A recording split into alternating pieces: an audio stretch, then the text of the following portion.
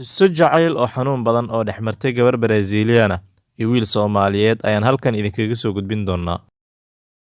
Intaanan gudaha u galin muuqaalkeena aan ku xasuusino haddii aad nagu cusub tahay subscribe saaro, gambaleelkana furo si ay kuu soo gaaraan muuqaalada xiga.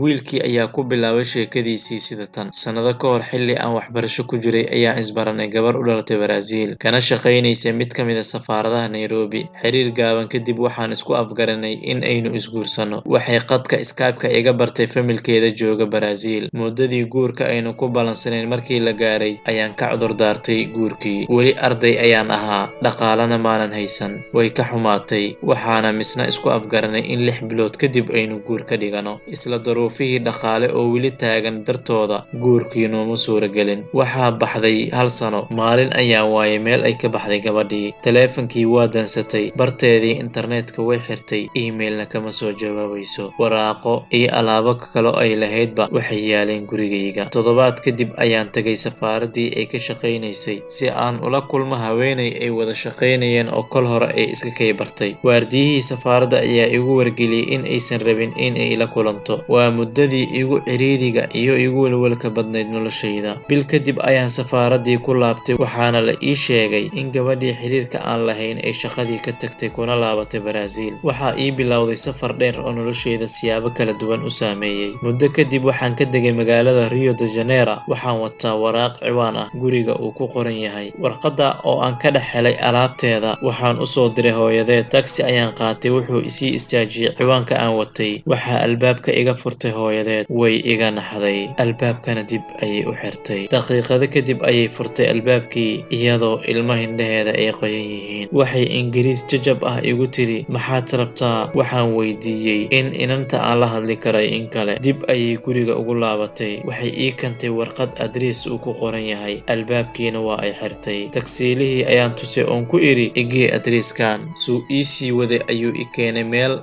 xawaalo ah. Waan filan waayay, meeshii aan taagnaa ayaan ka dhaqaaqi waayay. Tagsiilihii oo weli warqadii gacanta ku haya ayaa horay u sii socday. In yar kadib ayuu istaagay iina yeeray. Markaan u tagay waxaan arkay xabaal ay ku taal magacii gabadha. Ilaa iyo maanta waxaan mar walba ka fekeraa in dhimashada gabadhaas aan anigu sabab u ahaa, ama dad kale ama xaalad kale ay gashay oo ay ku geeriyootay. Runtii qisadaas xanuunka badan leh ayaa igu dhacday oo aan jeclaystay inaan idin